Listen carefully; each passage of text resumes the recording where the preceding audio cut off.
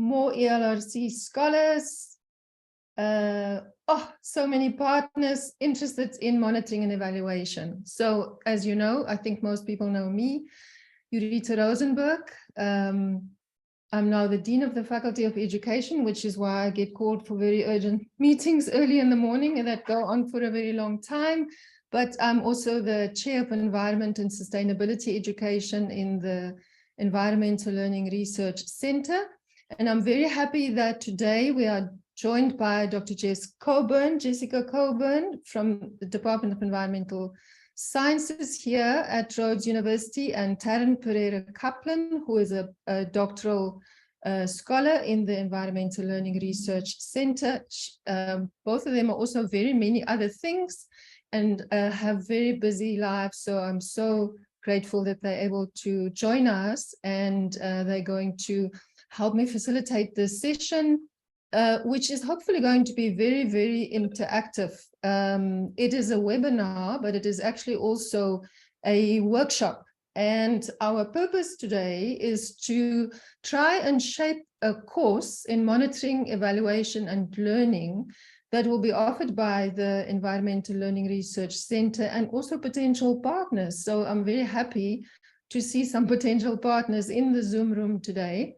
Hopefully we can get this up and running by 2024. If we're very good, we could even maybe start in the latter half of 2023. So if you're somebody interested in evaluation, if you're interested in transdisciplinarity, if you're just interested in research design and course development in general, then I think hopefully this session will be of interest to you, and that you'll be able to make some inputs in the workshop component of it. So this is the outline of what I'm hoping to cover. We need to ask ourselves, who is doing evaluation? And specifically here, we're talking about evaluations in complex landscapes that are characterized by social and ecological interactions. So when people do evaluations in these contexts, what is it that they're doing and why are they doing evaluation?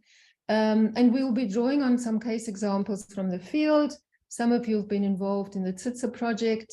Some of you have been involved in awards resilience in the Olifants catchment, and so on and so forth. Many of you have undertaken evaluations yourselves. And so you'll be able to add to the conversation of the competencies that we need to be able to do such work, which I characterize as transdisciplinary work in the field.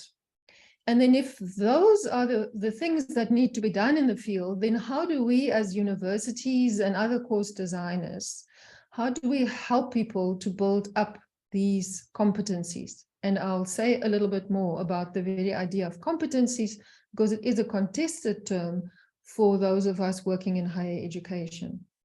And we would also like to talk and this is a 2-hour session, so there will be a lot of time for inputs about what we already have in terms of existing resources, existing examples of course designs. Many of us have met each other on courses that we either developed together or ran together or attended together. So what have we already learned in those projects and other learning platforms that we could potentially utilize? So this is a 3-part webinar, and I'll kick us off, and then I'll hand over to Jess and Taryn, and then Taryn and I will facilitate the end conversation towards the end of it. Yeah, and in the beginning, there'll be a bit more presentation, and then gradually as we go over the 2 hours, there'll be more space for you to make inputs. So let me pause here, since I can't see you, and just see if there are any questions or comments or discomforts or issues that we need to just quickly talk about at this time. Anything from room 10? Nothing? Then we'll continue. So I'll set this. Yes, please go and come in.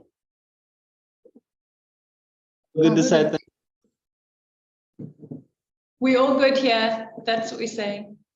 Okay, great. So let's first focus on evaluation and transdisciplinary competencies. But I have to qualify the term competencies. Those of you who attended a seminar by, well, it was an inaugural lecture by Professor Stephanie Allais. It might have been yesterday or the day before. She is a professor at Wits University at Wits Real, where Prisha works. And Stephanie's inaugural lecture was about why we don't get the skills that we need.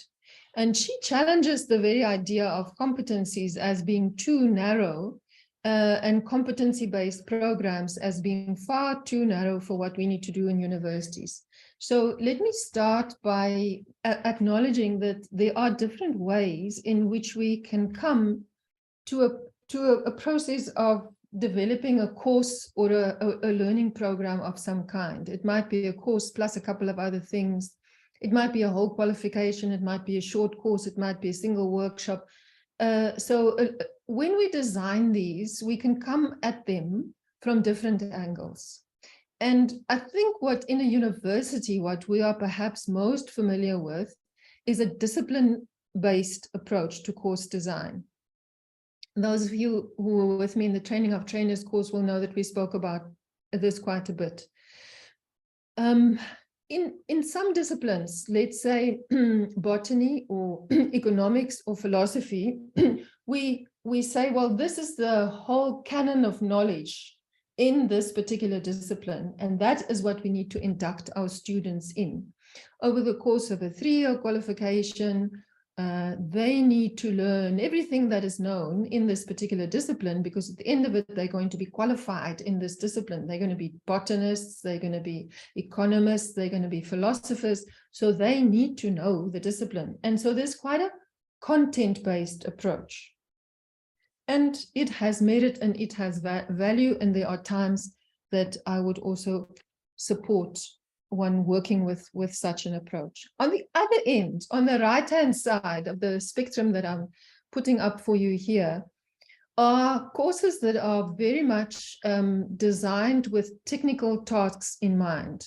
So if I'm running a short course on how to design, how to work with Excel, or how to draw graphs in Excel, or how to fix a Boeing engine, or how to maintain a reticulation system, then the technical task is what I have foremost in mind, and I'm going to make sure that my course actually trains you to be able to perform those technical tasks at the end of it, and you're going to be assessed according to those technical tasks.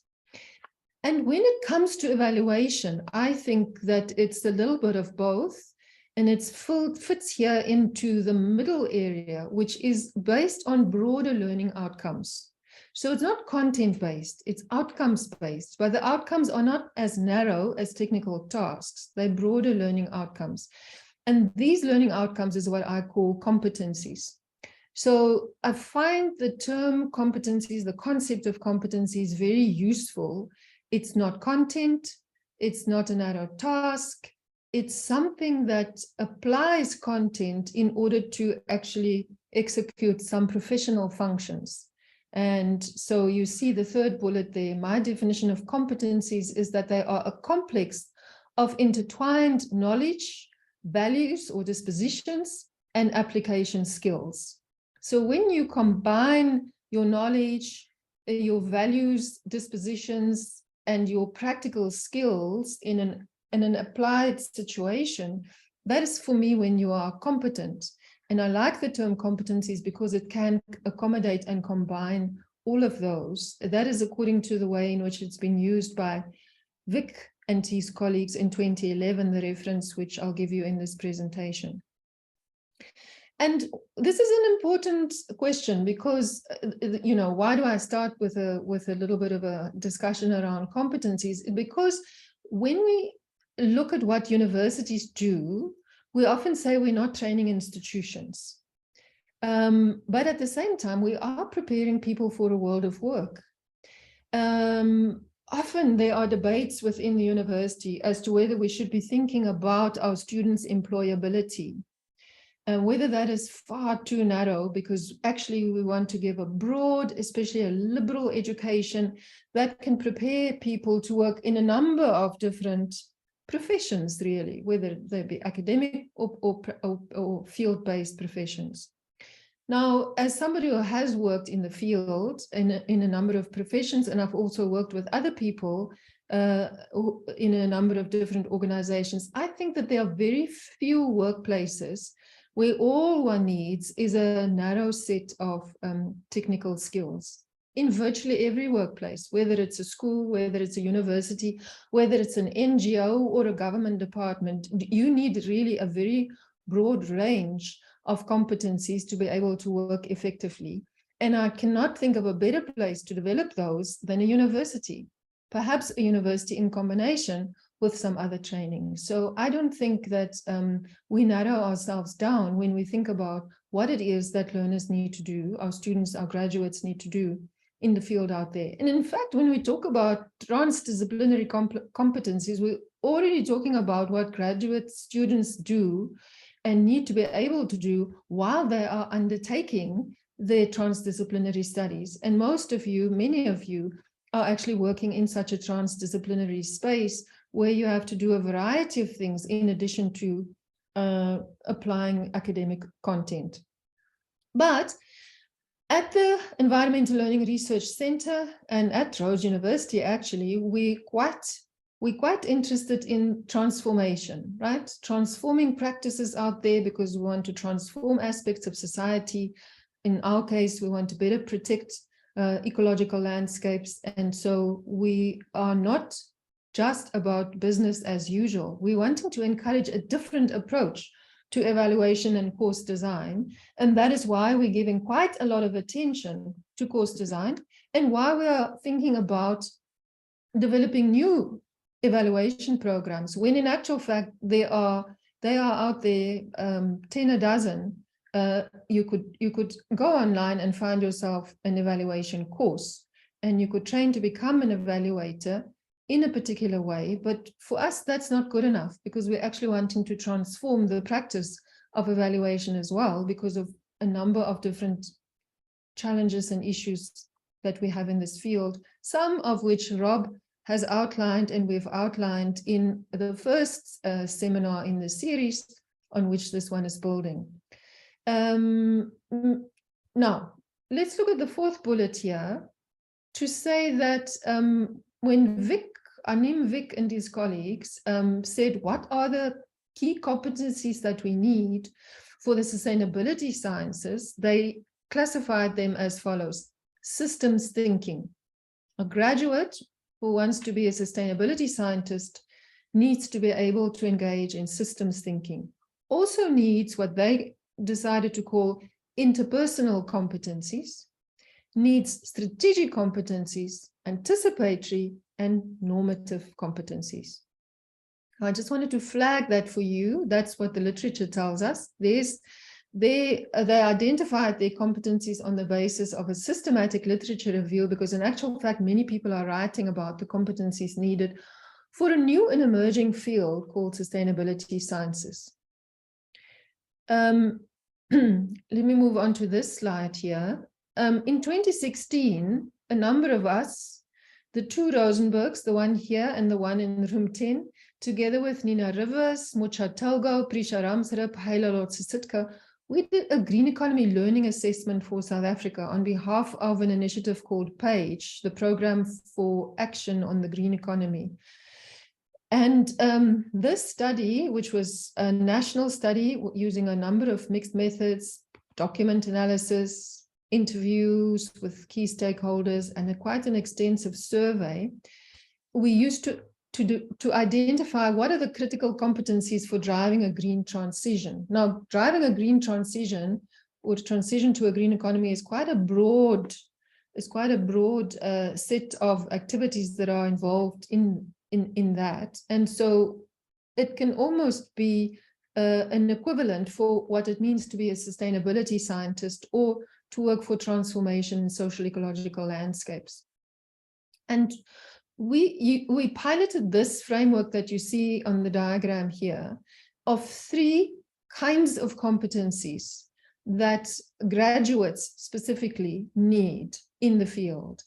There are technical competencies, there are relational competencies. We've found the term relational to be more useful than interpersonal, as you'll see a bit later, and also transformational competencies. So you see, it's a bit similar to what Vic came up with, but also different. And we piloted this particular framework in the Green Economy Learning Assessment and found it to be very useful. And so this is the framework that I will use to share with you the competencies that I think we need for undertaking evaluation, transformative evaluation in complex social-ecological landscapes. So I have 3 more slides, then I'll be done and we'll pause and can take comments and questions. These are the technical competencies for evaluation. Now, this, what I'll call, and I'll name it as a laundry list of competencies. This was drawn up by myself and Karen Kochi in a paper that we wrote for the African Evaluation Journal, based on projects that we were both involved in, such as the TITSA project, the award evaluation of the Olifants River Catchment Resilience Program, and several others in complex social ecological landscapes. Evaluators, to be able to do evaluations in those contexts, one needs the following competencies that can be described as technical. And you'll see how the technical competencies actually also starts edging towards being relational and transformational. So those areas of overlap are actually quite big. See if you can spot that in this laundry list. Now, any evaluator actually have to understand the concepts of inputs, outputs, outcomes, which I've been using now, and impacts. These are just common terms that are used in the field of evaluation. And even if you want to critique them and throw them out, you still need to know what they refer to before you start critiquing them. So it's a technical competence to be able to understand them and either use them or decide not to use them. You also need to understand linear and non-linear logic models and the difference between simple systems, complicated systems, and complex systems. It's in complex systems where change is non-linear. And therefore, if you are going to be tracking change, which is what one often does when you're doing evaluation, you need to be able to work with a logic model that is non-linear in nature. Then you need to be able to develop indicators and use those indicators and those logic models logically, but also flexibly.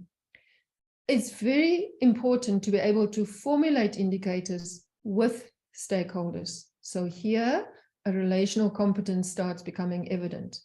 You need to be able to develop indicators at different levels. Maybe you want to monitor something quite straightforward, such as the increased grass cover in a particular area after you've made a change to the grazing regime, but you might also want to be able to monitor how farmers feel about the change in the grazing regime, and also what the unintended consequences of this might be at multiple other levels. So it's not just a narrow set of indicators. At the same time, you can't develop too many indicators, and you need the technical competence of designing an indicator protocol that is realistic and can be implemented and that is context appropriate. So now you start seeing a little bit of a transformational kind of competence to be able to interpret the standard definition of an indicator in a particular context and decide what would be appropriate here. You need to be able to do something straightforward as formulating questions and drawing up a questionnaire and conducting an interview. No doubt about that. So when we talk a lot about reflection and reflexivity and being able to think about your own competence later on, we mustn't forget that we also need very specific technical skills. Drawing up a questionnaire and putting it into a form is something that you need to be able to do before you can start reflecting on it.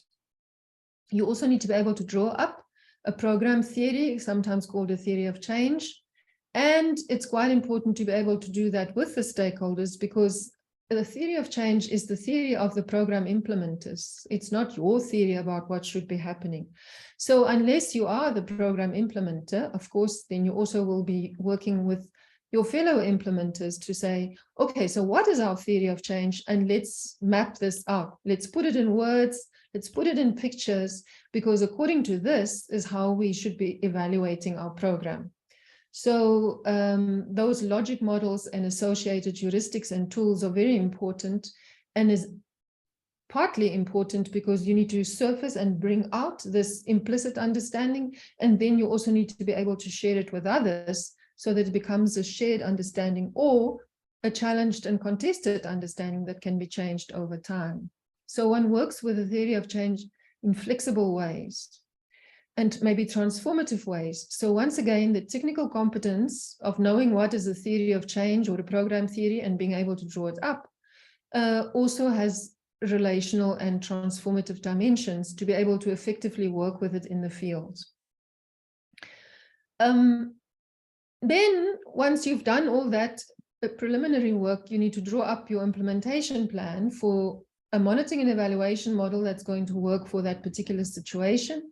And very often, in the case of complex social-ecological landscapes, we're looking at a developmental evaluation that's going to unfold across the lifespan of the program as it unfolds, and might therefore need to change as the program or the organization or the situation that is being evaluated also changes, matures, and so forth. And very practically, you need to be able to budget, and you need to manage the implementation of the evaluation. That was actually the short list of competencies. A much longer list of competencies, which is why this is in a smaller font to fit onto the slide, are the relational competencies. And while Vic calls them interpersonal competencies, I think it's more than just about getting on with other people. It's also more than just being able to communicate your ideas or even sell them to other people. It's in fact not about that at all. It's about being able to communicate the value of monitoring and evaluation, because believe me, you don't get a lot of enthusiastic participants. As we said in last week's seminar, there's a big push for participatory evaluations, but for the most part, people are not particularly interested in participating in your evaluation. And even if it is an organization-wide evaluation, even if there is a call for co-engagement, you still need to be able to enthuse others to understand why this process, which is going to be labor-intensive, is actually going to be meaningful and helpful for the implementation of the program and the achievement of what it is that one wants to achieve. And then you need to also be able to communicate the value of maybe a slightly different kind of evaluation to funders or government partners or management who might be used to only one particular kind of evaluation. You need a situational awareness to be able to relate your monitoring and evaluation processes to wider organizational contexts. You need to be able to interpret program contexts. That's situational analysis or awareness helps you to interpret the context, the organizational culture, and then to situate your monitoring and evaluation system accordingly. Some organizations will tolerate a particular approach to evaluation. For others, you need to move very, very, very slowly. And you need to think about what is already in place there and not impose something that's not going to fit. And if it is going to disrupt, then you need a process for supporting that disruptive effort of yours. You need to motivate participation and co-engagement, as we've said. Then you need to be able to design and support activities to encourage reflection and learning from the monitoring and evaluation processes and findings. I know Hanli will say a bit more of this if she's with us. You need to be able to support diverse audiences in understanding monitoring and evaluation, both generally as an idea and a process, help them to overcome a legacy aversion to monitoring and evaluation, which many people have, and then also specific to the program. As said in the previous slide, you need to be able to support program implementers to articulate their change theories. As the evaluation rolls out, you need to look for feedback from the program implementers to say, well, Eureta, you had a very nice idea about reflecting on every Friday, but actually we don't have the time for this. And some of your questions are a little bit ambiguous. And then you need to be able to make changes and work with people to see if those changes work better. So it's very much a relational competence that is needed. You need to be able to collaborate with the program leaders so that they can help you to foster the organizational learning culture that will make the implementation of monitoring evaluation conducive. And let us not forget that in many organizations, there are a lot of things that organizations actually don't want you to unearth. And they are very, very sensitive about you unearthing potentially these things. And yeah, a reluctance to admit to mistakes, a reluctance to surface even just the missing of a target, which really creates huge conditions of mistrust and a lack of a willingness to engage in open conversation and reflection that could actually lead to learning. So it's nice to theorize about monitoring and evaluation that's going to support learning. You have to be able to head-on tackle that situation of mistrust that you will encounter in many, many systems, in particular those that interface with government with a very, very strong compliance culture. A culture of focusing on compliance, I should say. So you need to be able to establish trust with stakeholders who have diverse views of the program being evaluated. What do you do when people have got different opinions? What do you do with opinions? We spoke last Friday about intersubjective objectivity. Rob introduced the phrase.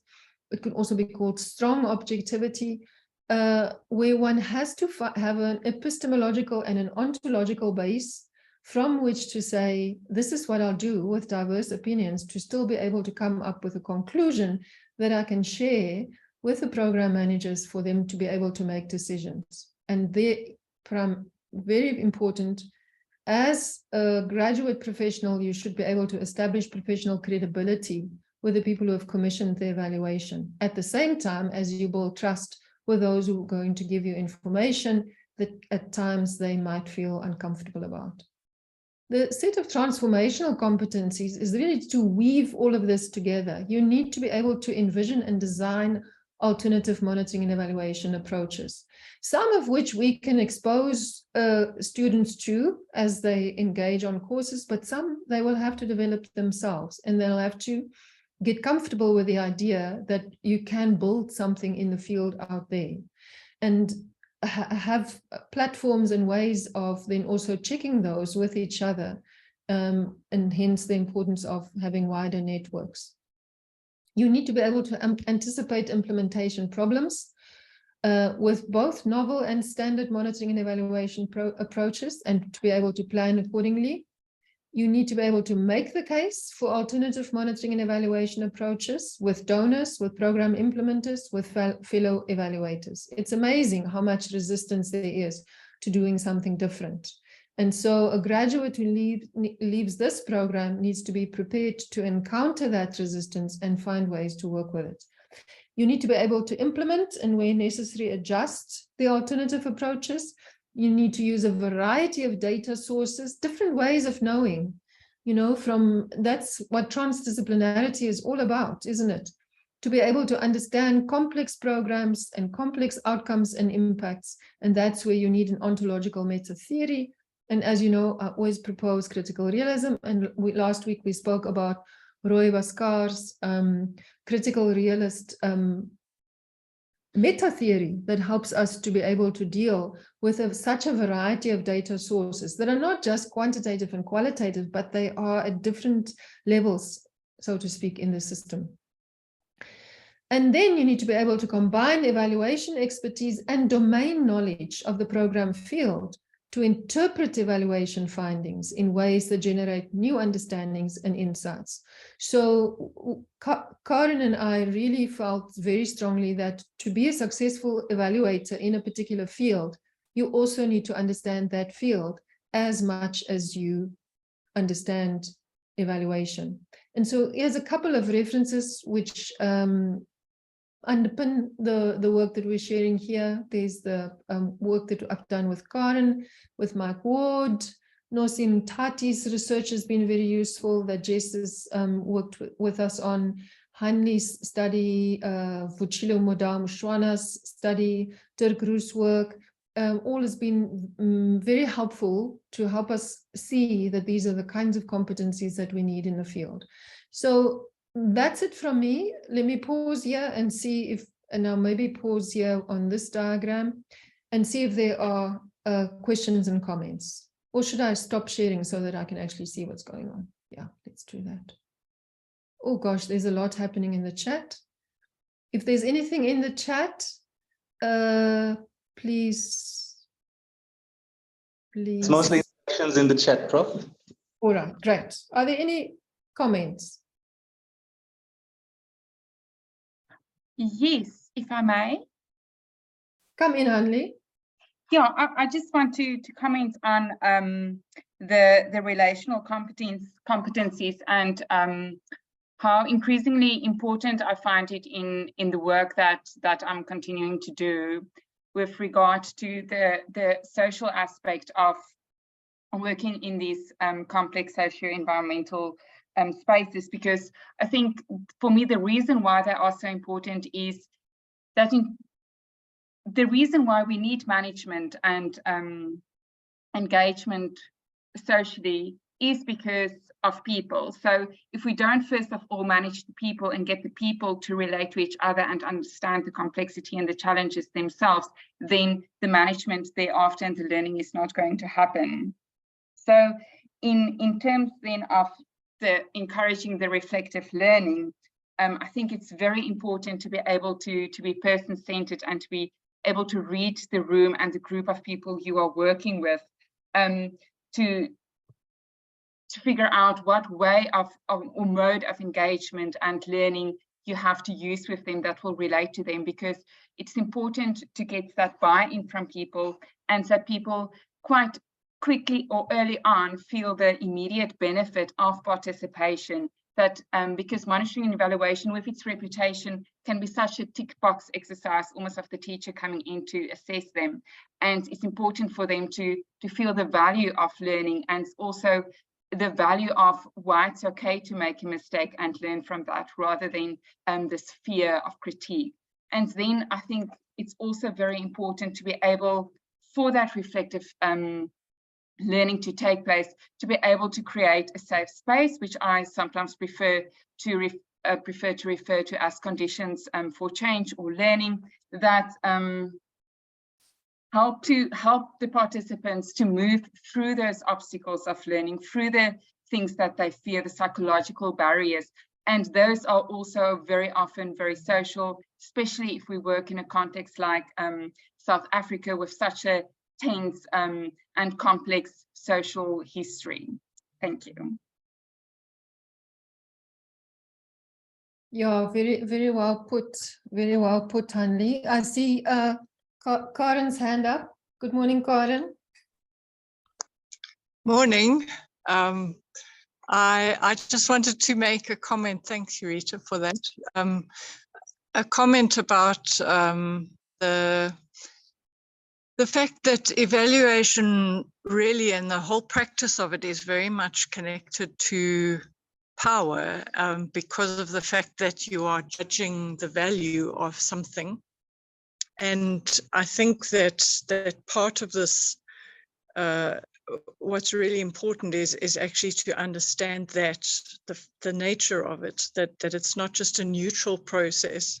And so in that sense, it's really important to get it right and to do it in a way that doesn't sort of further entrench uneven power relations, and that actually does the opposite and empowers people rather than disempowers people.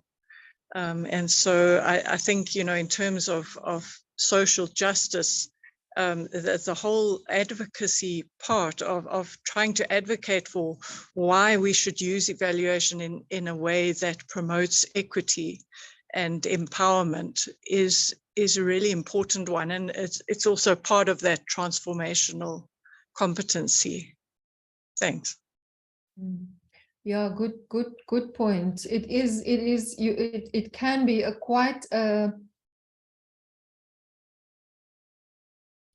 loaded space that one goes into when you put the very idea of evaluation on the table. You know, it doesn't even have to be that you're an outside evaluator coming in. I see Rebecca, I see Matthew, I see Wandile in the room. People are already working in the field with programs. People are already implementing and rolling out programs, but then an idea of evaluation is introduced, and you will see that it immediately changes the dynamic, because now a power dimension is very much at the forefront of the process. And I really like Hanli's term of not sort of safe spaces, which kind of in a way implies we are unburdening now some or other trauma that has happened to us, but rather spaces that are conducive for learning. How do we create conditions that are conducive and enabling for learning? Interesting questions, isn't it? And how can a university actually develop these competencies is something to think about. Can a university help somebody to be able to read the room straight away? Or is that something that you learn over time? How much time can we allow? And yeah, there's a lot to think about there, but I'll give room 10 some room in case they have some comments as well. Go ahead, Martin. Yeah, thank you so much, Eureta. Just to follow up on that, I think it's also, I was just thinking of the learning, and you're engaging as an evaluator. You're not an educator, but you're in a position again with the relationship there. And I think it's a crucial part is also this framing of what you're doing, of the practice of evaluation. You're involving people in a certain kind of practice, and I think it's very important then how you begin to kind of create those frames, because so it doesn't go all over the place, because it easily can do that. Like from my experience, when you're engaging people, they have a lot of things that they want to share, especially with each other, and having that kind of allowing for co-creation at the same time as having that kind of direction that you want. If you look at the competences, you need a technical of actually being able to frame it, relational in terms of working with people, and like, so it doesn't become like just an expression of power that you're controlling the whole situation, but at the same time that you're actually moving towards a transformation or change that is meaningful for not just you or maybe the people who gave the mission to do the evaluation, but also the participants. Thank you. Yeah. So I think one thing to take note is that it does take time. It can't be done quickly. So an evaluator that really works alongside a program as it unfolds, or within a program, will hopefully be able to make that time. Yeah, good. So I think that is setting the scene as an opener. Jess, would you like to go next?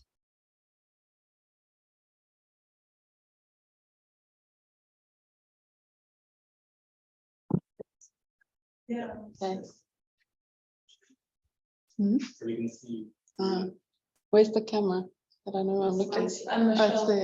Okay. Hi, everybody. Thanks, Eureta, very much for inviting me to contribute. I think Hanli and Karen's comments have actually set the scene very nicely for some of the things I want to share here. And yeah, so Eureta asked me to speak a little bit to some of the ways in which we can help students and learners of evaluation and TD with a learning orientation. Eureta, can you remind me of the actual question you posed at this point? It's different to what I put up on the slide. Have you got it quickly? Yeah, thanks, How Helen. do we help students, researchers, practitioners to do evaluation and other transdisciplinary activities that support learning? Thanks, Tara. Cool. So yeah, how do we do evaluation in this learning kind of oriented way? So I came to kind of 3 ideas that I wanted to share. The first, and this is based on my experience both in particular projects. So I've been involved in the TSITSA project, which Eureta mentioned. I've also been, oh, can we go back? Because that's Eureta moving the slides. Sorry, back Eureta. Different kind of research and implementation projects, but also teaching and learning spaces that I've been involved in. So the first is this idea of designing for open-endedness and making space for failure and difficulties. There's a bit of a duplication there in the text. But this is really important because I think going back to Eureta's point about how government, for example, is so compliance-oriented and also so target-oriented. Targets end up kind of driving the way things are done, and we don't allow people to kind of outside of the targets that have been set. And so really important to be able to support people in designing processes that allow for more open-ended explorations of solutions and ways forward and things like that, that also allow for failure. So Hanley mentioned how as an evaluator, you're often expected, or you often need to be able to support people to be able to make mistakes and be okay with making mistakes. So that's quite an important thing to be able to kind of help people to prepare for doing that. The second is to make time for and carefully facilitate reflection. That's work which we've done quite a lot of in the TSITSA project and bumped our heads against kind of the constraints of program design, where there isn't often enough time and enough of the right kind of time. So the kinds of reflections and learnings which we were trying to facilitate in that project were often needed sort of kind of downtime for people to process what was going on, for them to connect with one another in a meaningful way. And when you kind of put it into an agenda of a long day filled with all kinds of other activities, you don't actually get the kind of rich learning and conversation that's needed. So trying to find the right kind of spaces for that. So again, just going back to the question, these are the kinds of things that we feel that scholars and practitioners are needing to be able to do. And the third is within your evaluation and learning process to be able to celebrate and support diversity, difference, dissonance. And I want to add a fourth D there, difficulty, going back a little bit to what Hanni mentioned as well. I think acknowledging that if we are creating open spaces for learning and reflection in a meaningful and true and real way, then these differences and difficulties and dissonances are going to come up, and that those are necessary for learning and transformation, but that we need to be able to create the enabling environment, as Hanni mentioned, for those things to kind of flourish and come to the fore, rather than for them to result in conflict and shutting down of processes. And that, I think, also speaks to the point that Karen made around power. So those are things that I've seen that the field needs in a way, and that we need to build into our programs, how one can hold spaces in that way. Then the next thing that Eureta asked me to reflect on is what are some of the features of course design, professional development programs, and so on that have been used or proposed, so these course design principles. And here I'm drawing a little bit more directly on my sort of teaching experiences. So I'm a lecturer in environmental science, so I'm teaching undergrad and postgrad environmental science.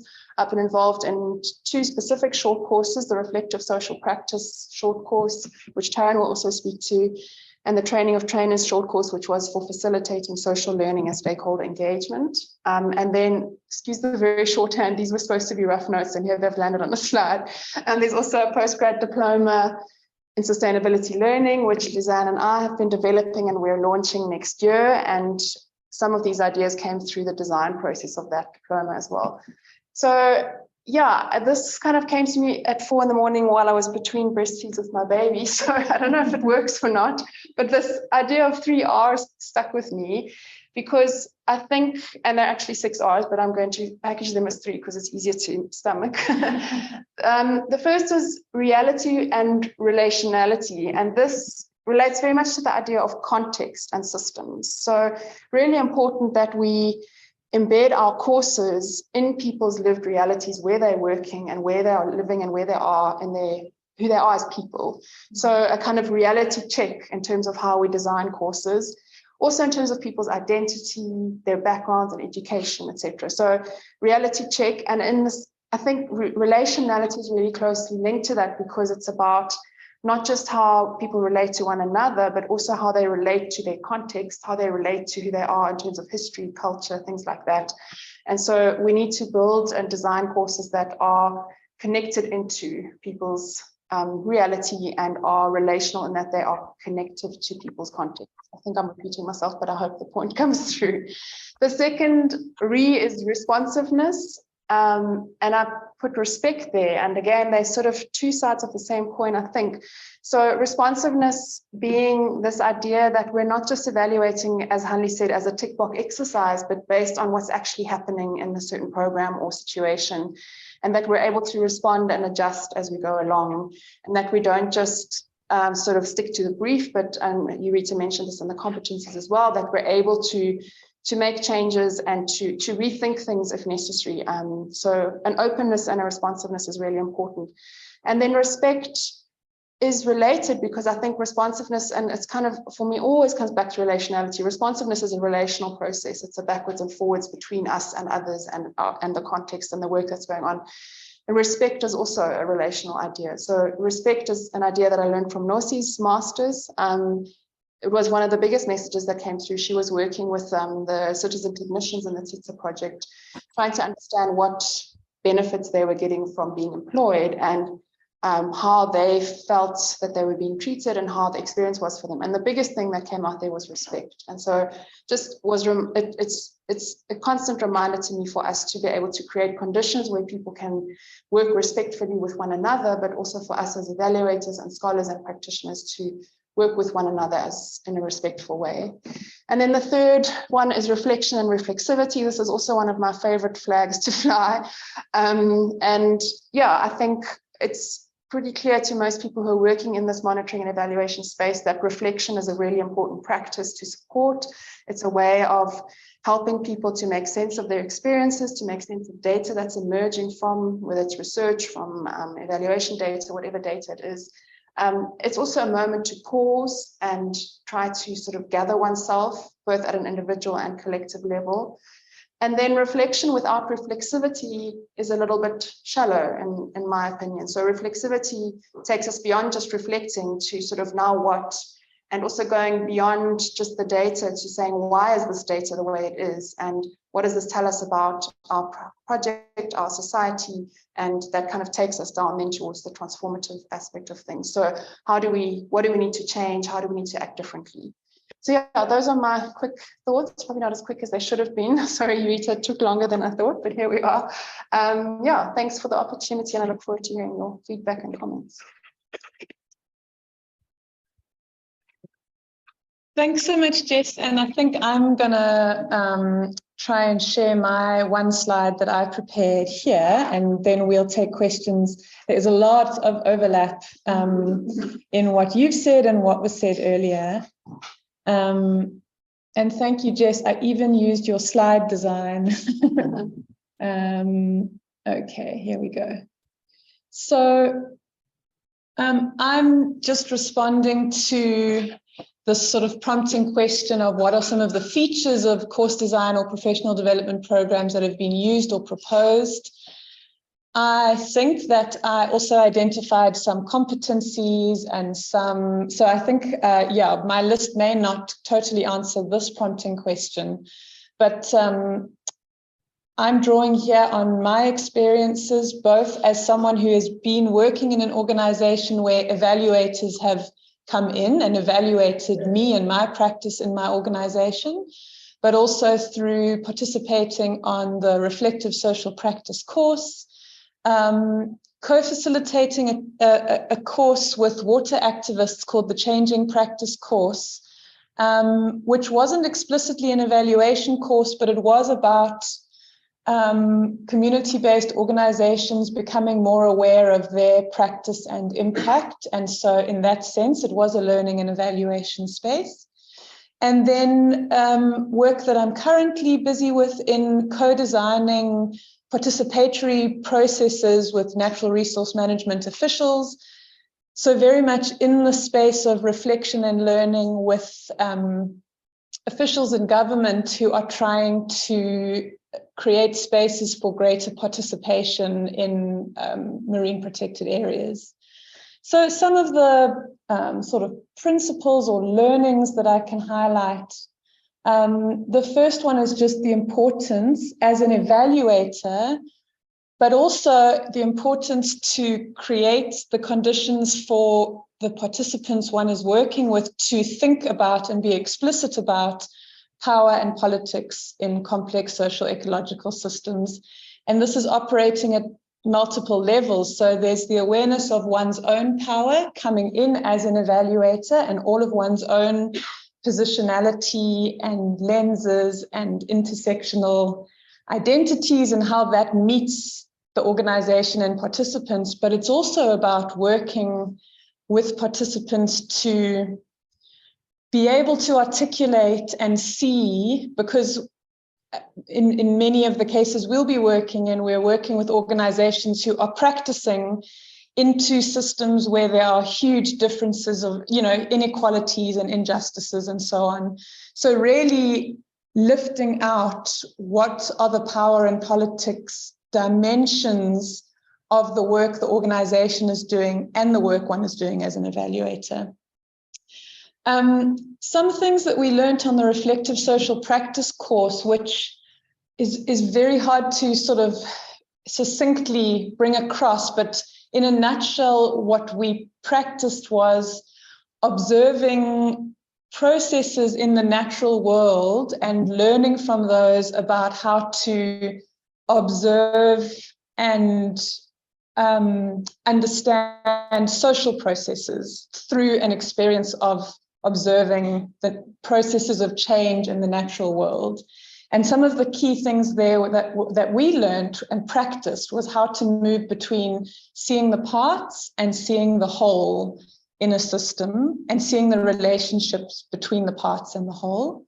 And another was learning and practicing to really observe what are the turning points and what is the overall movement in a system that's undergoing change.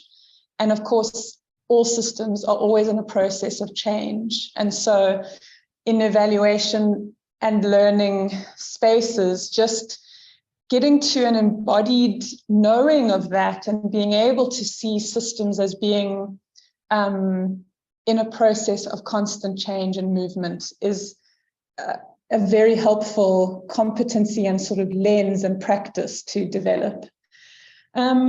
Then, everyone has said it, this thing about taking time and making time, really designing learning spaces with a lot of spaciousness and time for reflection, for connection with oneself. I think that that's one of the greatest gifts of an evaluation process if one is a very busy practitioner, is that it is a space for really connecting back with what one is actually doing and why and how. And that can be very meaningful on a personal level as well as on an organizational and professional level. For embodied learning, so people learn in different ways and often getting away from spreadsheets or log frames or flip charts even into different spaces, into the outdoors, into the context in which one's working, into one's body. And then, all of this to enable learning from the multiple ways of knowing of people in an organization or a system.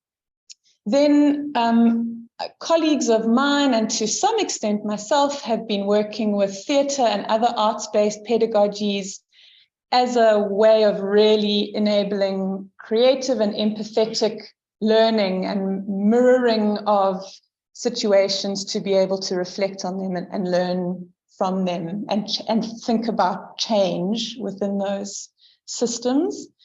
And then finally, just, reflecting back to point number one, there's being aware of one's power in a way that is important to ensure you are not perpetuating inequalities or perpetuating power imbalances.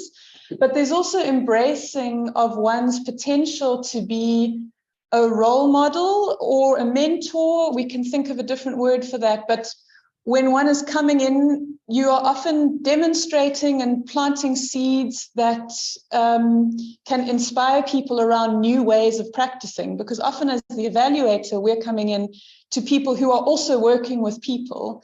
And so through the evaluation, actually, there can be a learning from and with the evaluator about other ways of facilitating learning processes that those practitioners carry out in their fields. So yeah, I think I'll stop there. Thank you.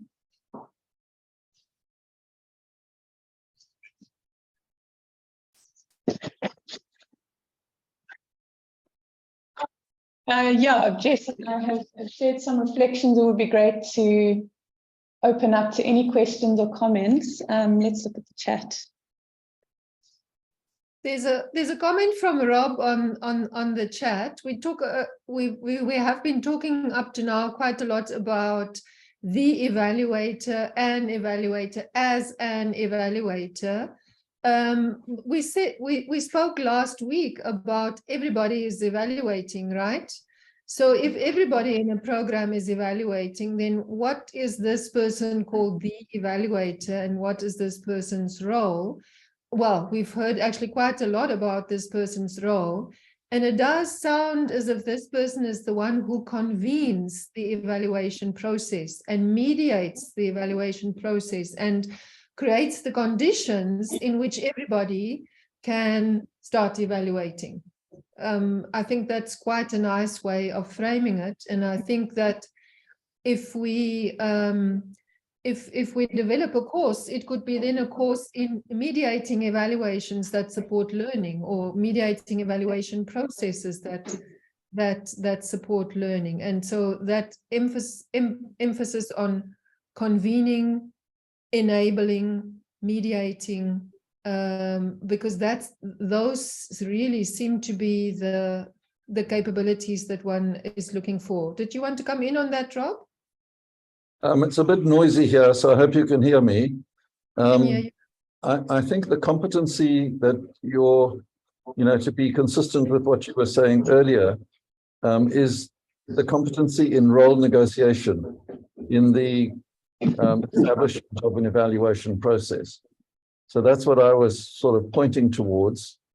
And one of the anomalies that Vilma and I picked up in a recent review of an evaluation process in an online course is the common error to say that the course did this or that, or the course, because of the way it was constituted, enabled this or that. And this is very common in the natural sciences. The environment that we created enabled this or that. And being a sort of cultural and social scientist, I am a little bit more exacting, that the course enabled participants to do this or that. Where do we ascribe the agency in an evaluation? Do we ascribe it to the course and the structures? Do we ascribe it to the agency that the course and the structures might have enabled people to take up? So these kind of role negotiation and language refinements can be very important in understanding and mediating an evaluation process.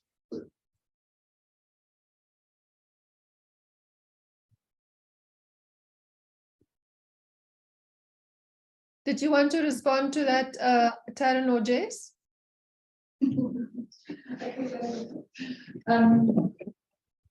Thanks, Rob. Yeah, I think that's a really great point. I think that what it makes me think of actually is also the importance of reflexivity in terms of one's role as the evaluator and the influence one has in the system. And Terence talked about that in terms of what it means from a power perspective.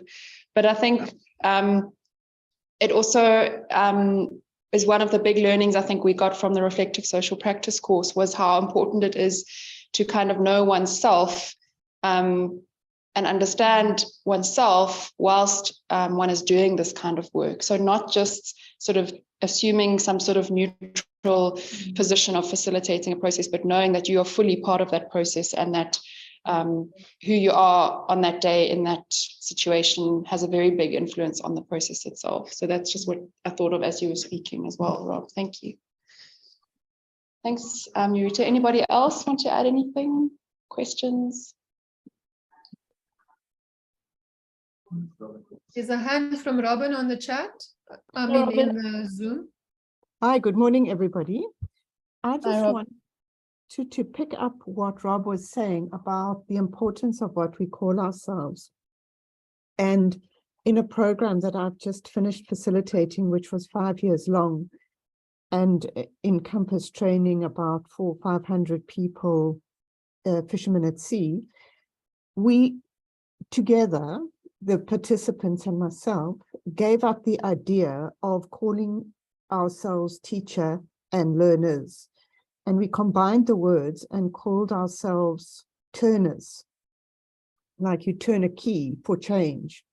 And that tiny little difference just accelerated learning, because then everybody started teaching or learning or sharing their examples. And it was just that name. And the other point I wanted to comment on is Taryn, your point on power. And very much when fishermen are ashore, the power is in the hands of management and they are disempowered. But if you're on the ship, the skipper's in charge and they hold the power. And I would often deliberately hold training courses on the ship to even out the power imbalances, and it was very effective. But yeah, just some examples from a commercial setting. And your 3 R's, at least 2 of them, the first 2, reality, relationality, responsiveness, and respect, were like silver bullets in the training. They would refer to it, the fishermen would refer to it as dignity and love. But those were essential to teaching very highly complex technical skills. Thank you. Thank you so much, Robin. Wonderful examples. Thank you. Anybody else, or should we hand it back to Eureta? Eureta, I think it's back to you. Okay, thank you. I'm just typing something up here.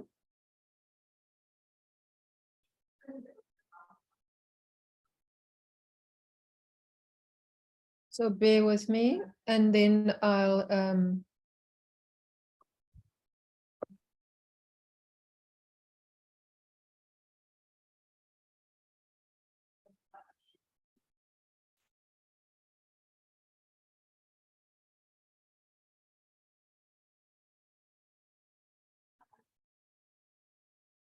Eureta, it's Margaret. Can I jump in while you're typing? Yes, Margaret, please. thank you so much. Thank you.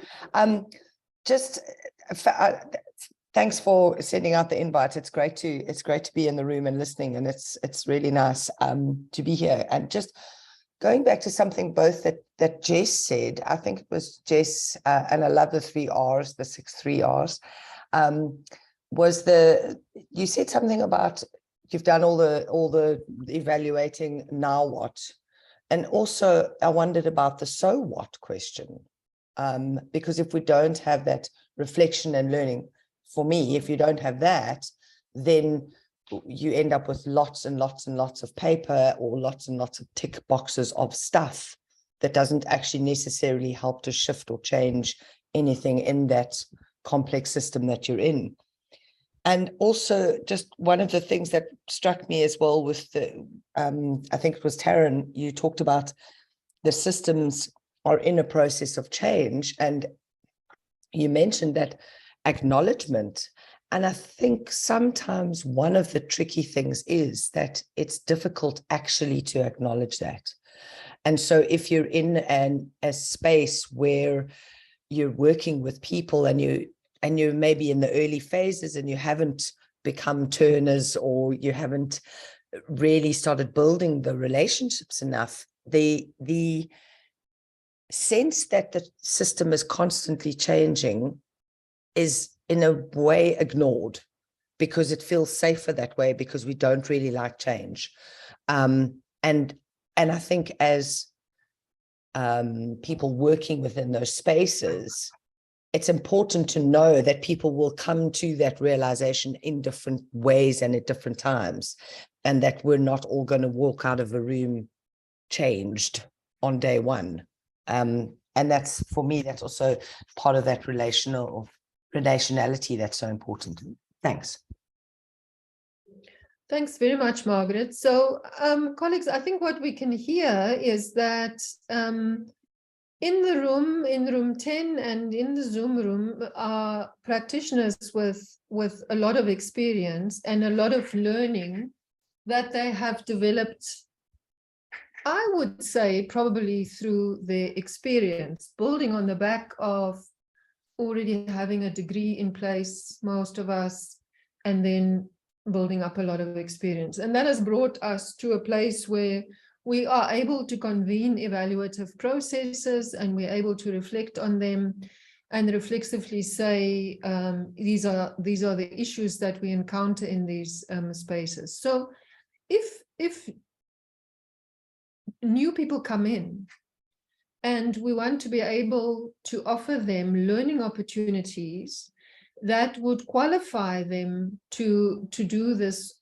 sort of work, what is it that we need to provide them with? Can we provide them in the university with one or more learning opportunities that's going to enable them to convene and mediate evaluative processes that can support learning in complex social-ecological landscapes?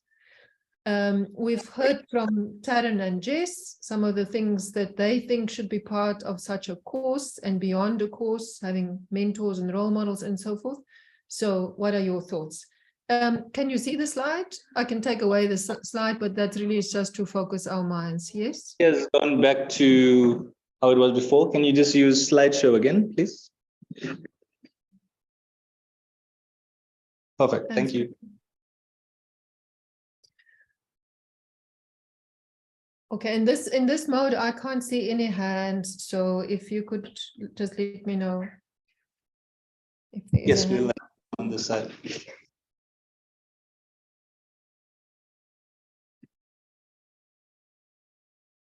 I guess a key question is whether it's possible to develop these, let me call them competencies because that works for me, to develop these competencies in a degree program, in a short course program, in a course over 1 year, a course combined with something else. We like the course activated learning network methodology.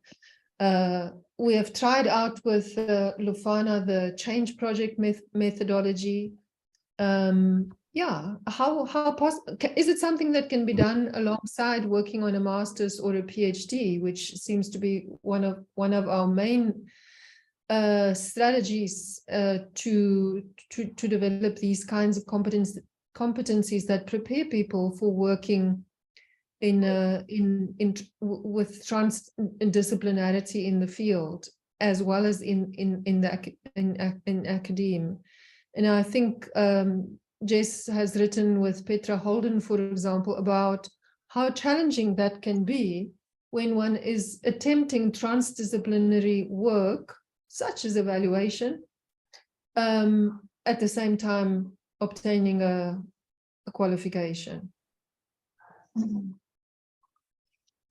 Very good, so Eureta, my point at this stage isn't a very intricate one in terms of curriculum, but just to make the link into the PG DIP. And I don't know if you and Jess have talked about this at any stage, but the new PG dip in sustainability learning in the second year of it as a part-time course has a 10 credit module, compulsory module on evaluation, and the whole qualification is designed around sort of interdisciplinary learning and sustainability. So everything that has been talked about so far is sounding to me like the curriculum for that 10 credits module. So I would just really urge you to keep talking with us about it, and to then design it as a 10 credit short course that would be implemented in sync with the PG dip. So that's good, thanks. Yes, Dorette, please go ahead. Hi, good morning. Thanks so much, Eureta, for putting out the competencies in the 3 bubbles. It was wonderful to see it all summarized. Myself, I'm not an evaluator. I have a postgraduate diploma in M&E, but I'm not a practicing evaluator. So if I would, in terms of designing a course, I think if it comes to students, it would be practice, practice, practice. I mean, the more they can be in real life situations of evaluation situations, that will help them with reading the room, as we mentioned earlier. That will probably be the most difficult thing for them to do. And just the more exposure they get in their studies in real life situations, I would say that would be what would be great. And then also evaluation is so vast, perhaps narrowing it down to specific sectors. Perhaps that's something your postgraduate diploma is already doing, evaluating within a certain sector. Might be more specific than just evaluation in general. My thoughts. That's very valuable, Dorette, that point about, I think in a way what you're saying is it's not really possible to do a course on evaluation that is very generic, rather tied to a particular sector. And I think that's what Karen and I have also kind of come to conclude. Thanks, Luzanne, for the 10 credit module. Does that mean 100 notional hours? And then what have you put in place in terms, I guess I should read the calendar, what have you put in place in terms of what Dorette calls practice, practice, practice? What are the assignments and the tasks that could potentially provide that practice experience on a 1-year postgraduate diploma? I see Jess is standing up, and after Jess, we'll give Hanley a chance. I see she's got a hand up as well. Yeah, Lizanne could also answer this, but I'm closer to the machine, so I think I'll go ahead.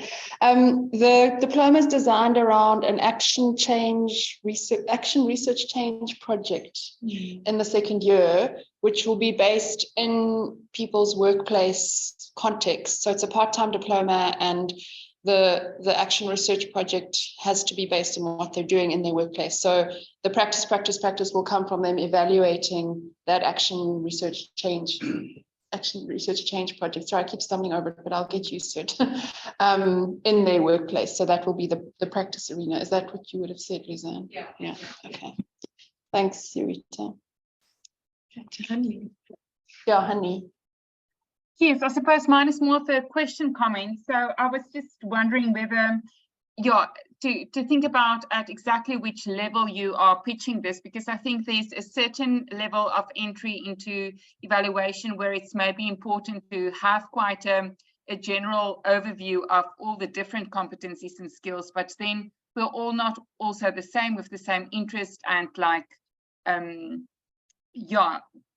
gifts or specialities in different areas. Some people are more technical orientated who really flourish in things like monitoring and statistics, and others are more focused on, like, say, learning. So then also to, I think, consider the possibilities of, does the course offer different areas of speciality to specialize more in specific areas of specialization, and that evaluation doesn't always have to happen as an individual who's like a master of all, but that there's value in working as teams of evaluators with different strengths being brought out by different people.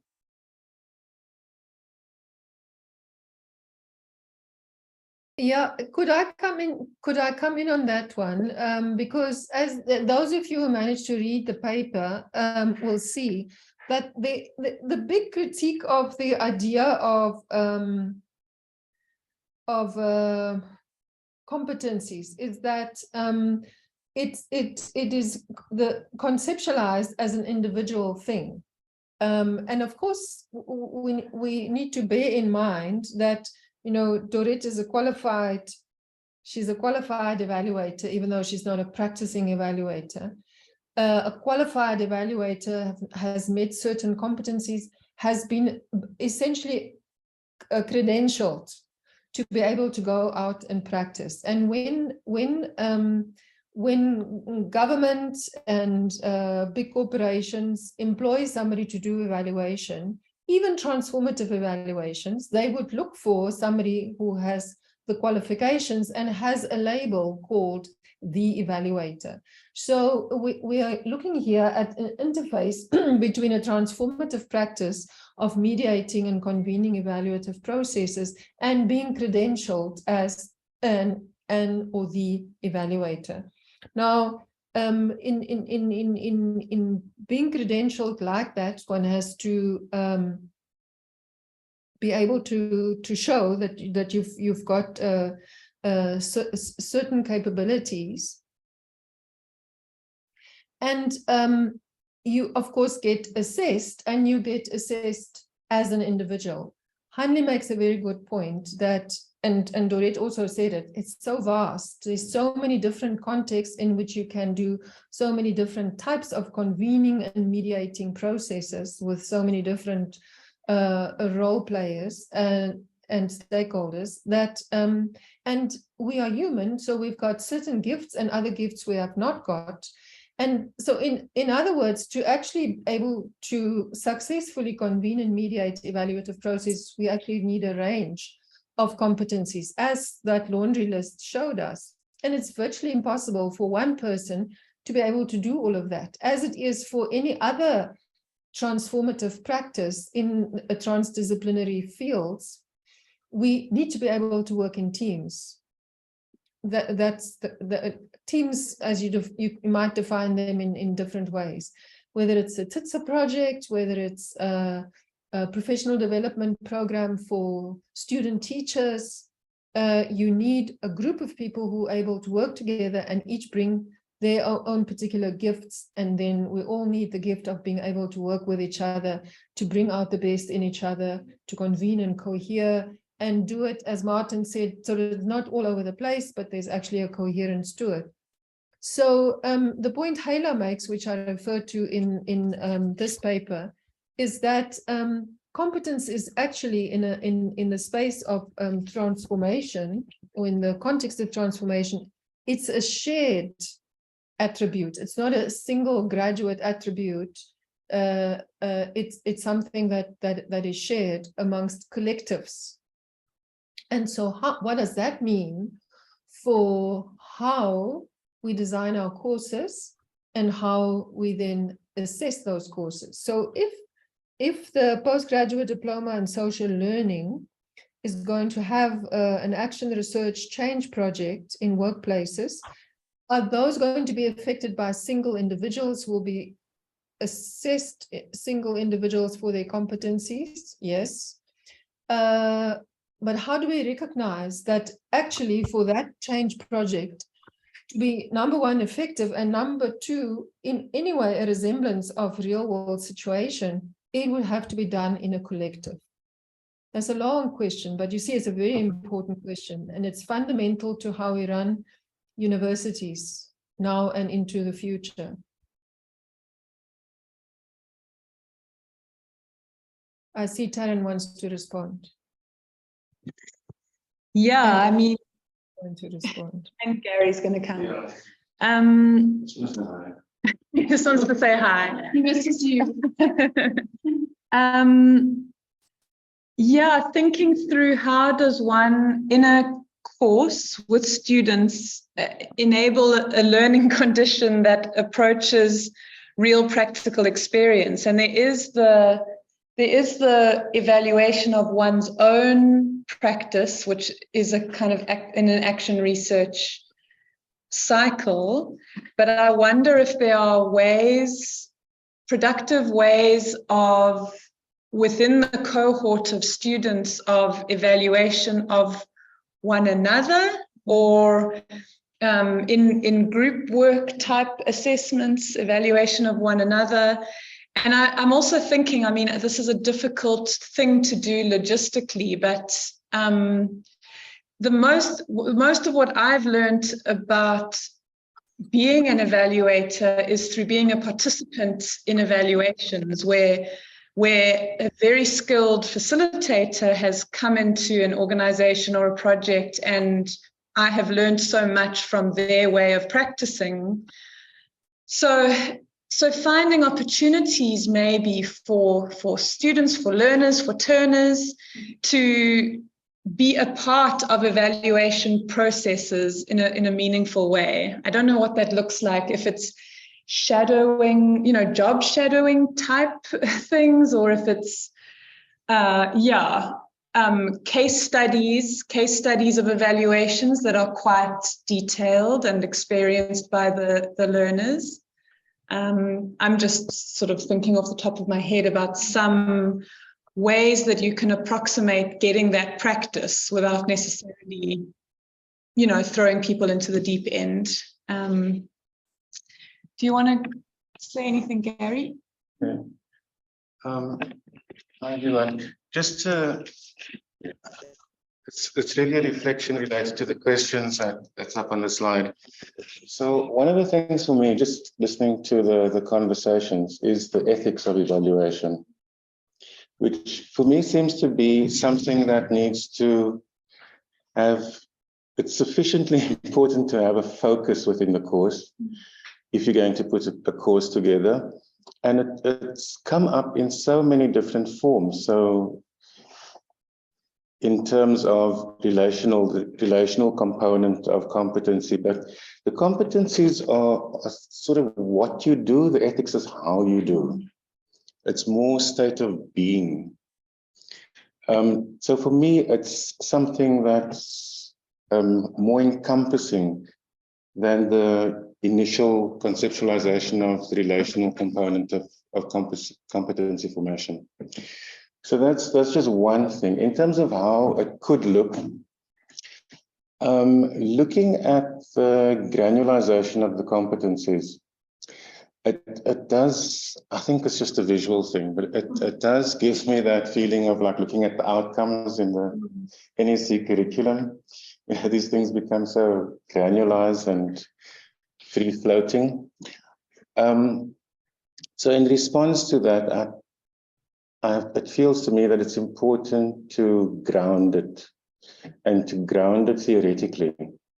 So one example would be, much of the conversation that came up was around theory of knowledge.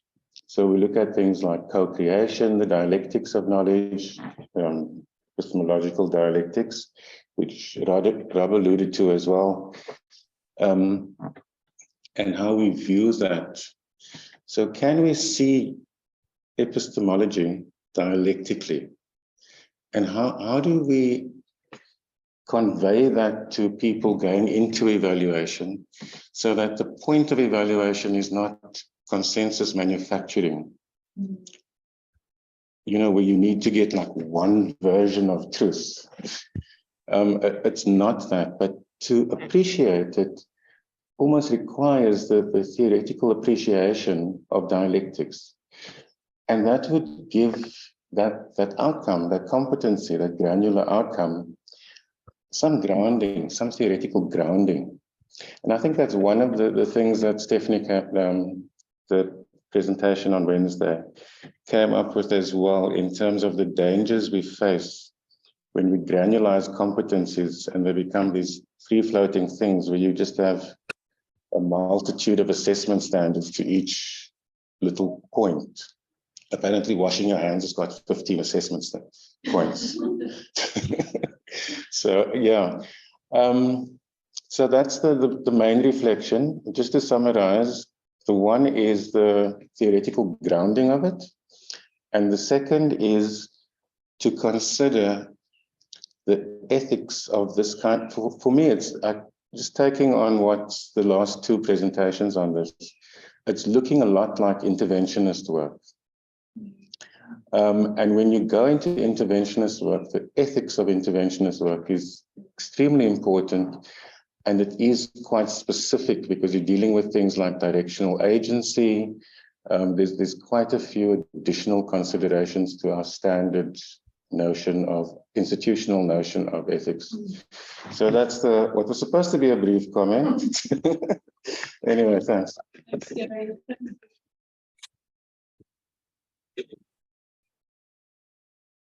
Anybody else? Yes. Eureta, just want to make sure that with your notes that you touch there, what else do we need? The point around individual versus collective practice and assessment might be an important one to capture. So opportunity to practice and reflect collectively, yeah. The assessment part maybe as well, just to capture that. So I think it's an interesting question for the development. Maybe that should be said for now, but it's really for us to keep thinking.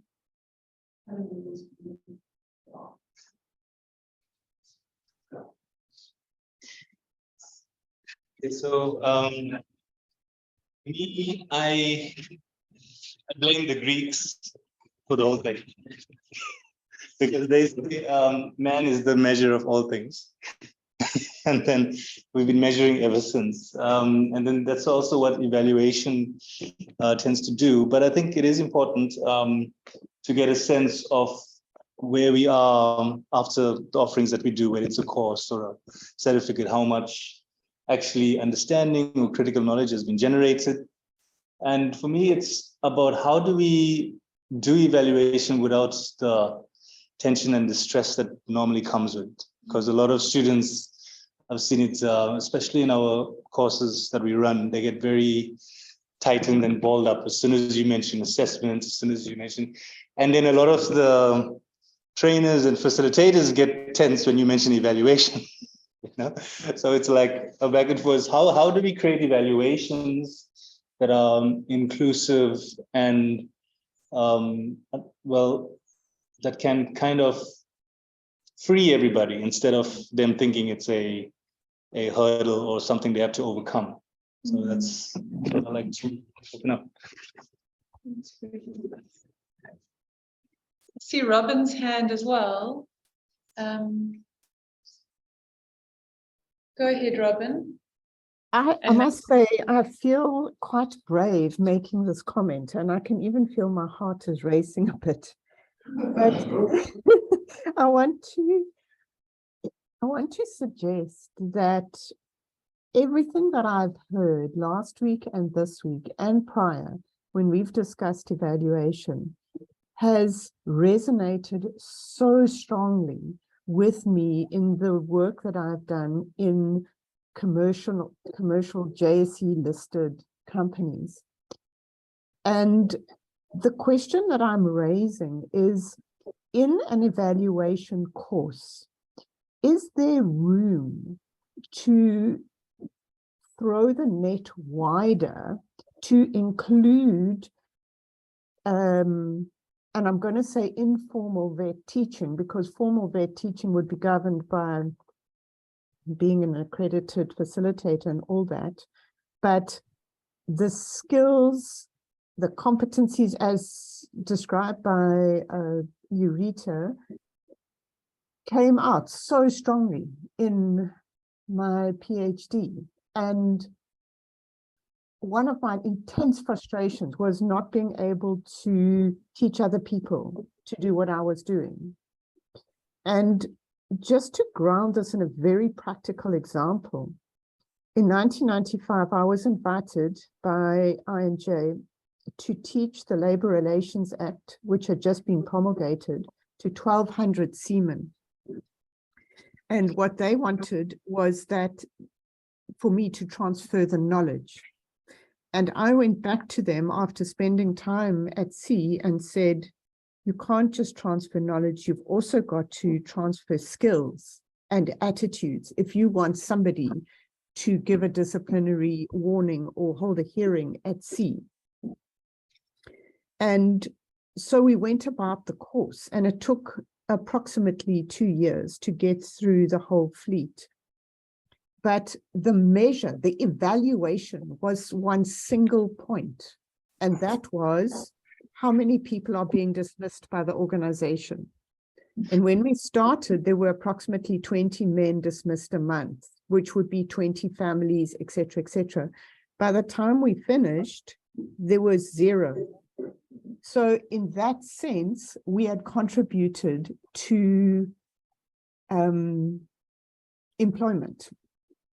And we had also contributed to conflict management at home, which became a big issue, especially when you think you're just teaching men. And GBV just didn't start now. It was very prevalent then as well. But the other interesting thing about this course is that as a result of the competence of the lowest level of employees, there was a huge push upwards to say the managers are not competent in the Labour Relations Act, you need to teach them too, which is exactly what happened. And the whole organization benefited. But as a complete unintended consequence, in one of the courses, a skipper came to me and he said, Robin, I'm not allowing people to throw plastic into the ocean anymore, which they're allowed to do. We're saving it. And we did some calculations as to the amount of metric tons he was saving. And so it isn't ESD in the classic sense, but the skills and learning and requirements are very, very aligned to what we've been talking about this morning. And one of the deep things that I longed for, because it was a very lonely journey over the years, was a group where I could have spoken. You know, we're talking about doing evaluation in company, where I could have spoken and said, I'm trying to figure this out. And I don't know if one could have almost a community of practice that the evaluator course people could dock into. That people that are working in the real situations. So yeah, that's my brave comment. Can we include industrial applications? Because the skills are so similar. Thank you. Matt has got a hand up. Hi, Eureta. Hi, everyone. I've really enjoyed this session so far, so thank you for opening the invites wide. What would be really useful in the course, and I'm sure it's already been designed in, but case studies from evaluators, from evaluation teams, just to get a bit of a reality check of how these different competencies play out in reality, how difficult they can be to master, and not try to present case studies that show like kind of a glossy picture of how well that we did in this evaluation, but kind of radical honesty about, sure, we really did this part well, but we realized that we were thin on the ground with regards to this particular competency, and this is why, or this is how, what effect it had in the kind of the rigor or the effectiveness of our evaluation. Because I think evaluation can be quite intimidating to take on, especially if you've got this list of competencies that you're supposed to master, and maybe you don't have a team, or even if you do have a team, the amount of time it takes to really do it rigorously probably can be underestimated. And then, yeah, so what sort of, how comprehensive does an evaluation need to be effective or fair or representative, and what's kind of that continuum of, could you do a light evaluation that is still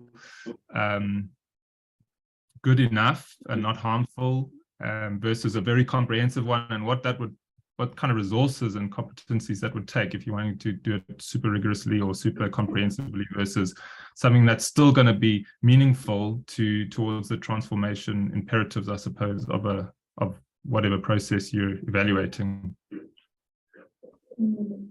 Yeah. Yeah, thanks, Matt, and thanks, Robin, for that previous point. I see Eureta is capturing everything there, and we're also taking notes. And Previn, I think this is going to be available online, yes, this whole recording, which is fantastic. Yeah. Martin, are you going to? Yes, thank you. Go ahead. Sneaking in the front. Thank you, everyone.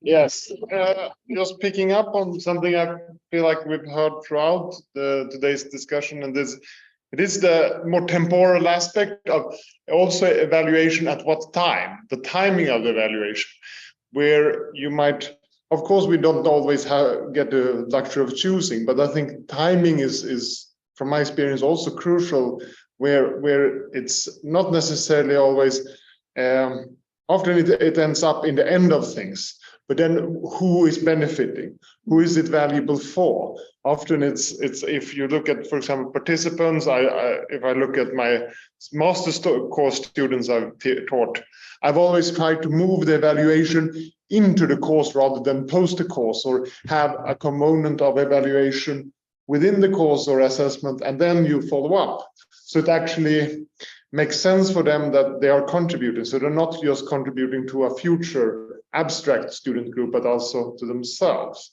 But I think in that sense, you needs to be careful not to promise more than you can also allow in adapting or changing things around to take serious that evaluation. But another point around the temporal is also that I think it's crucial that evaluation doesn't just look backwards, but it's also future thinking. I like imagining futures that we kind of rethink that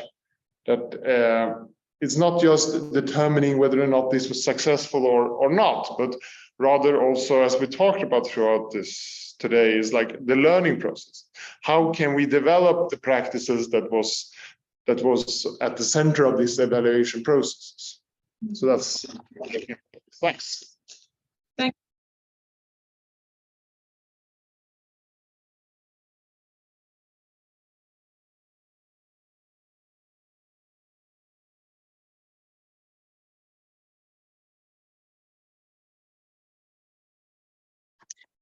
I don't see any other hands. I'm not sure, Eureta, you've been capturing amazing notes there. I don't know if there's perhaps further comment on some of the things people have said, or maybe a sort of a summary or reflecting back on what we've heard.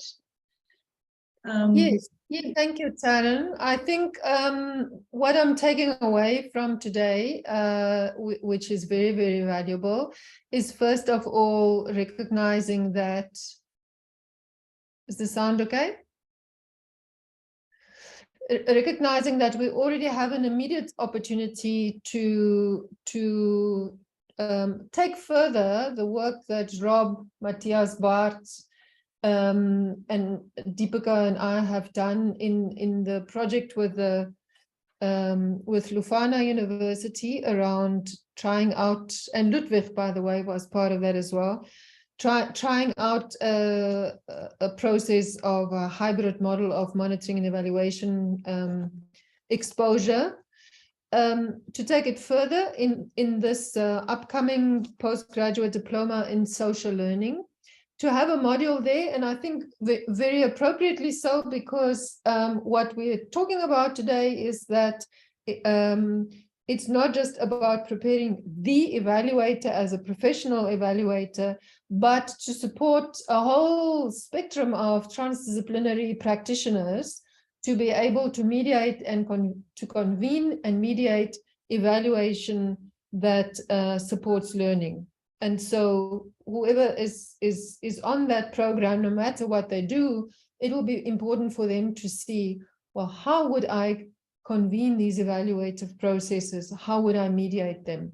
And I think it's been very, Gary has made some very useful inputs around the sorts of things that we need to cover and in such a module, basically building on capturing and extending the sorts of things that people have spoken about today.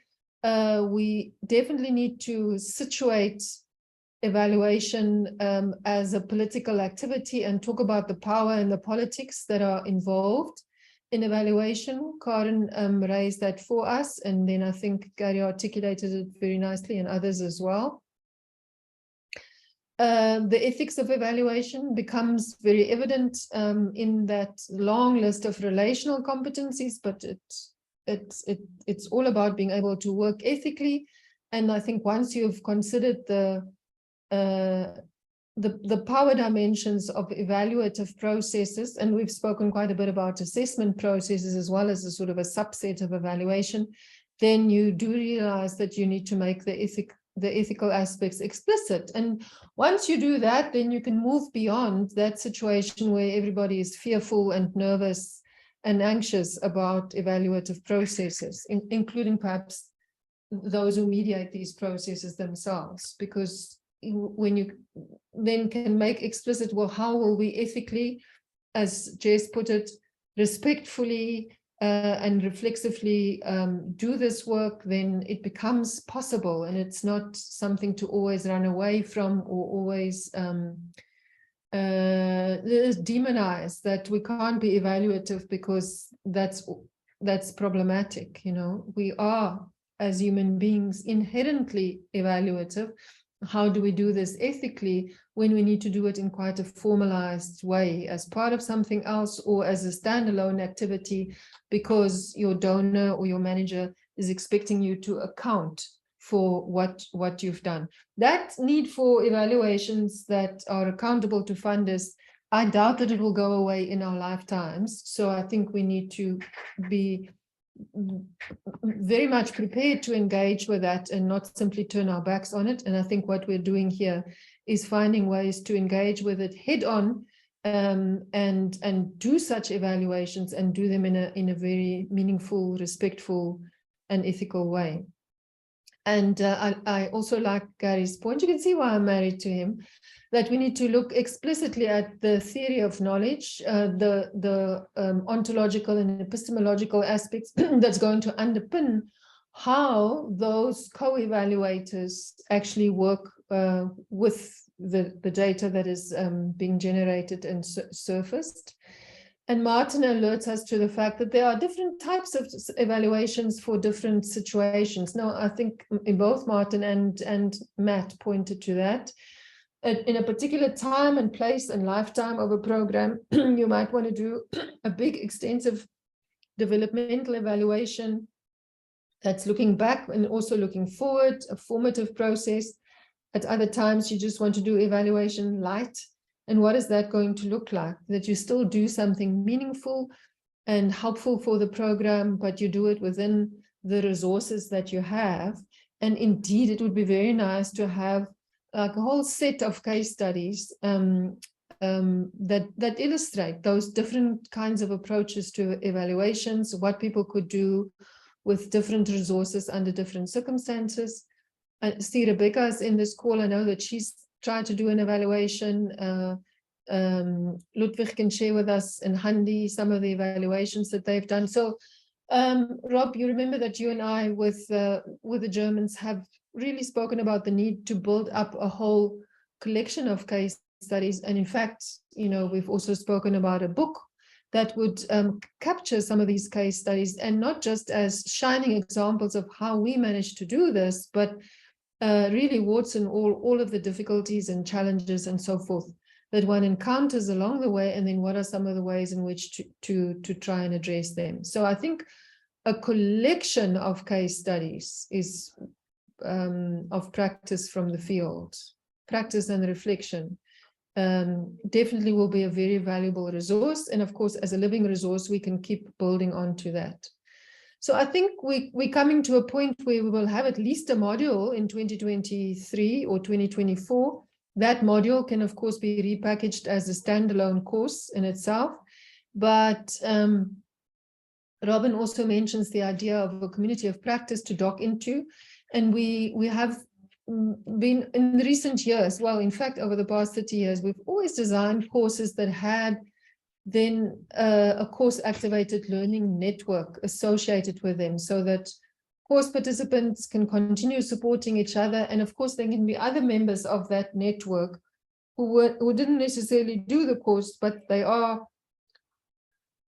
practicing mediators and conveners of evaluative processes. And so they would also be able to share their experience, maybe develop case studies as part of those networks. So what one really needs then is a convener of conveners. So we're looking for a convener of this evaluation convention network who can, I think, take responsibility for the courses, but also help with the coordination of the networks. We've tried a little bit of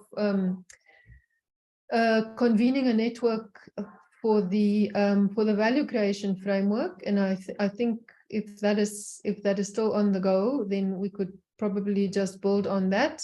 But we've got, I think, some very good ideas today for how to take this forward. And it's very nice that there is already something that's going to happen next year. You can just remind me, Luzanne, is the evaluation module of the social learning course, is it happening in 2023 or in 2024? Or has Jess left already?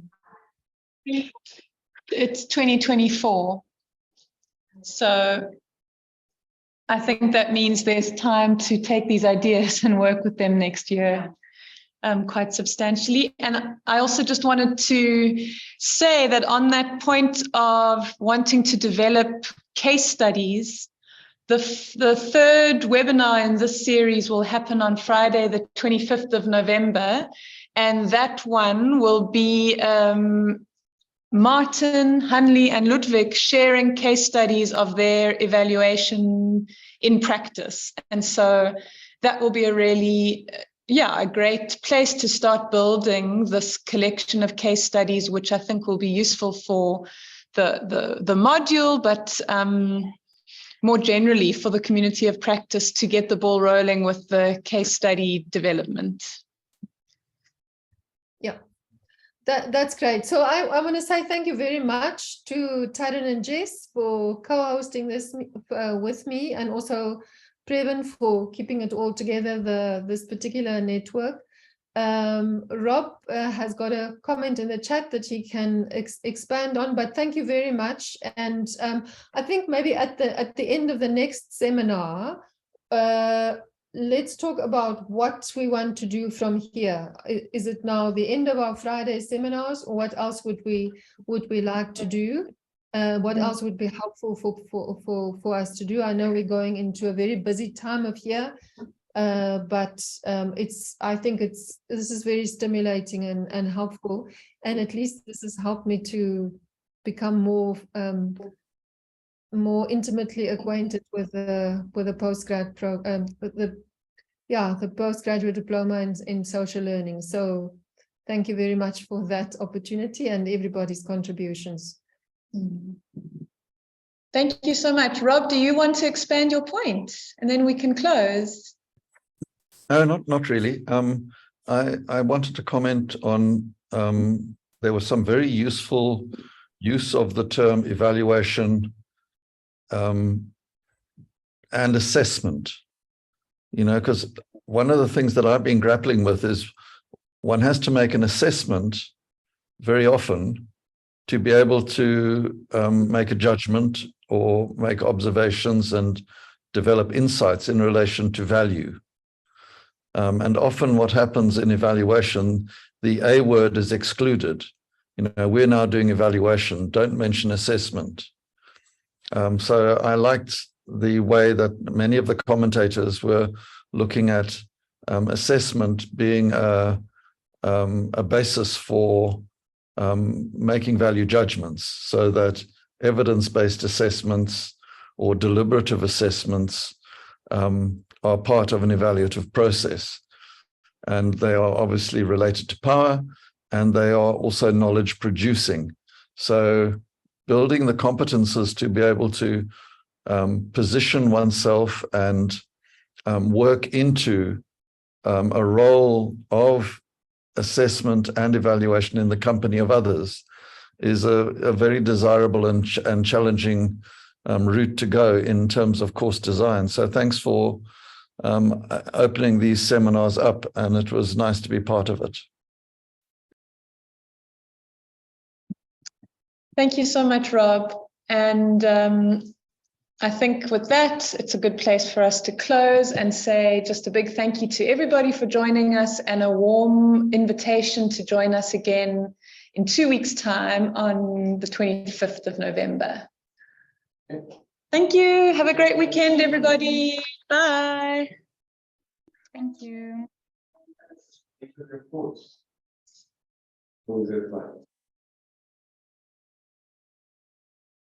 Wait, no.